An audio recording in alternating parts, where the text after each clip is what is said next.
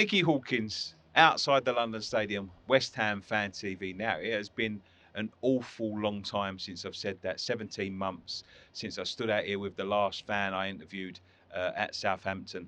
Um, it's been a long and turbulent time since we did that game, and then the Arsenal game was the last one. Obviously, when we stood outside the Emirates, COVID obviously hit, and it's been a long and winding road to get to this point.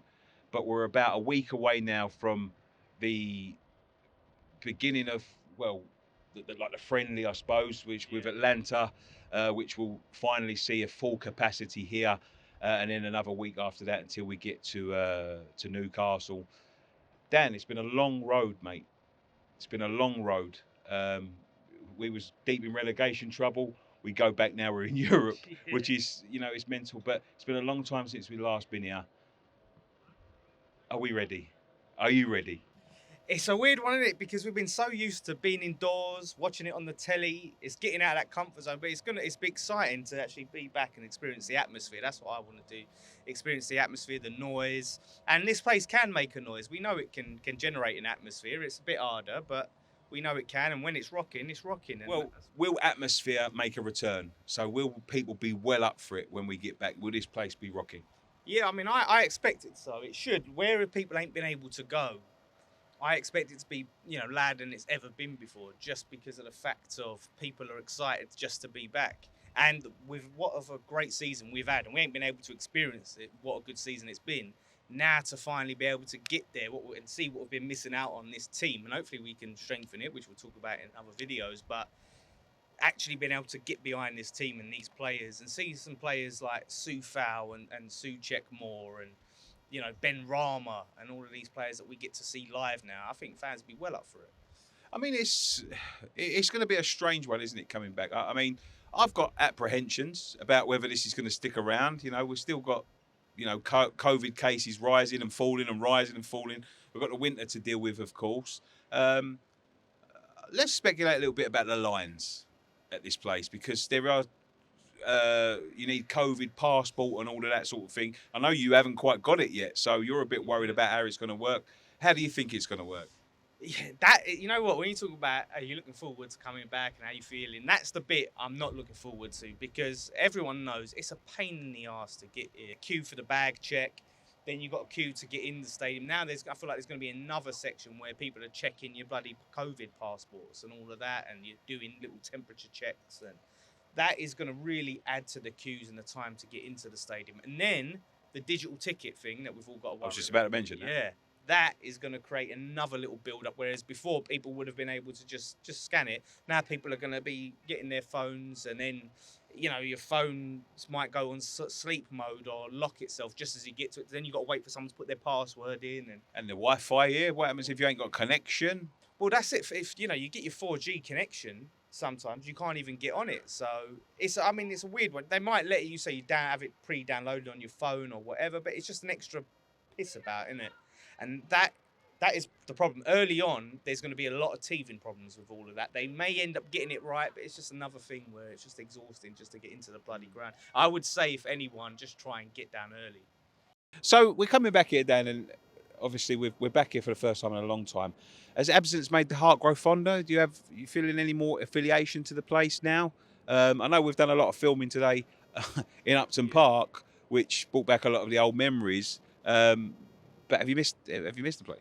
Yeah, that's the thing, innit? I think if we would have just come straight here, I would have had a little bit more affinity. But where we've come from Upton Park, we was going around and we was walking around all the old parts and reflecting, and that sort of dampened it a bit, I think, for me, because like I said, I think the problem is with this place. When I'm in my seat, my little part, I love it. I love sitting there. I've got all my friends and family around me, and I really enjoy it. I'm really close to the pitch, so I'm quite lucky. I know some people are miles away, but it's all the stuff in and around the stadium, the corporate food stalls and food vans, and then the stadium owned bloody program sellers and all of that stuff. Whereas before it was like normal it was working class people with their working class businesses. The sweet sellers, the burger vans, the program sellers.